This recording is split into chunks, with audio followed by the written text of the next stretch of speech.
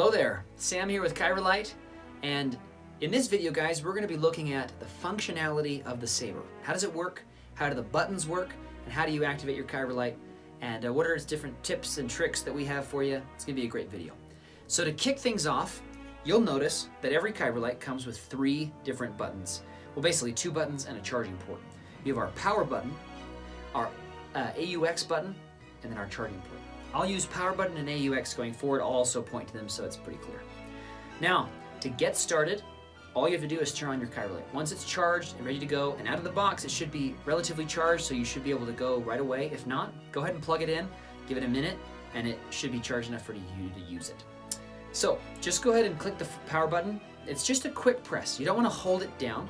Holding it down won't turn it on. You just want a quick press, and I'm going to show you what that looks like. So just quick press. You'll notice that our first sound font here, this is our light side sound font. Now, you're going to hear a hum in the background, of course, so the saber's on, but it's also tied to what's called smooth swing. So every V5 Kaira Light has smooth swing as a standard, and it's not just regular smooth swing, it's dynamic smooth swing, meaning that it senses the motion of the saber and its position and changes the hum font and the swing fonts accordingly, as follows. So,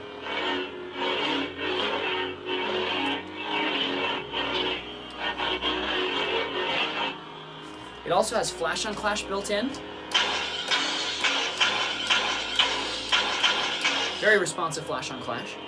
Now, with a single press, again, a single quick press of the power button, you activate the blaster deflection capability. So, you'll see the blade lights up, and you get the sound font going. Just a quick press of that power button. There we go. Now, if you want to activate lockup, all you have to do is hold down the AUX button.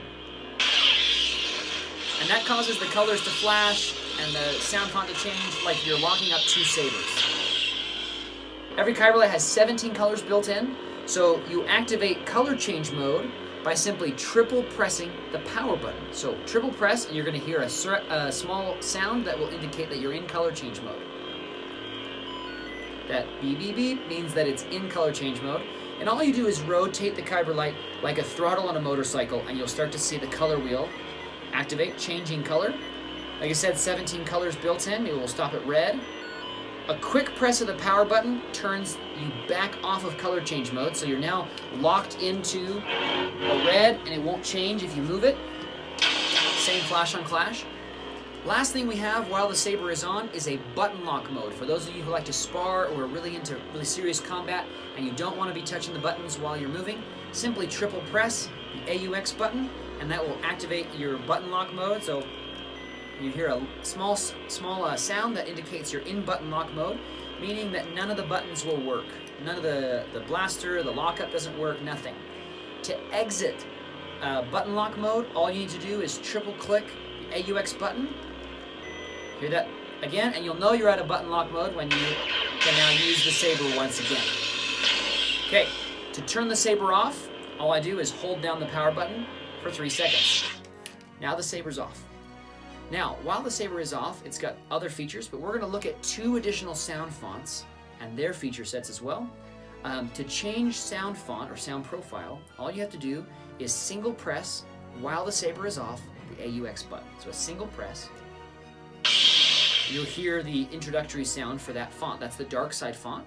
Now we quick press the power button to turn it on. Now our dark side font has more of a raspy kind of dark side feel to it. It also has a strobing effect on the blade, on the color, so you'll know that you're in the dark side font. And as it moves, it strobes dynamically as well, so it senses the movement of the saber and strobes, so it's more unstable. We love that.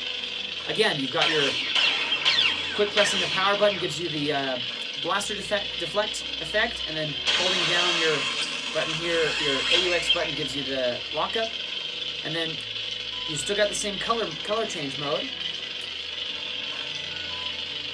Now we hold down the power button to turn that off. We'll show you the last font, which is our dark saber font.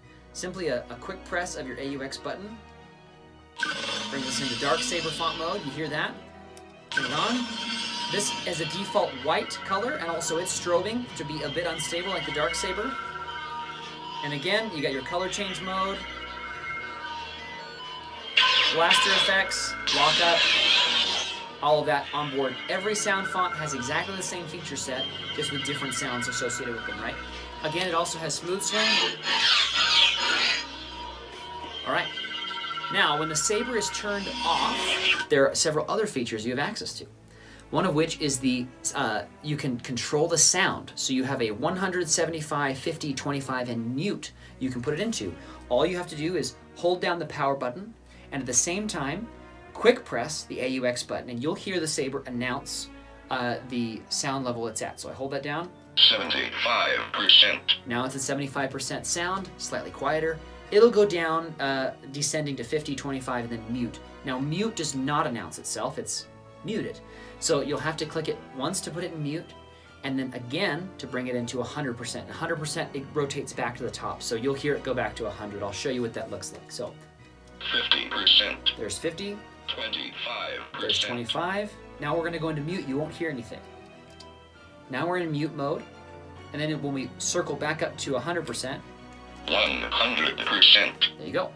Now it also has a battery indicator. So if you hold down the AUX button for 5 seconds, you will hear a battery indicator. So let me hold that down for you.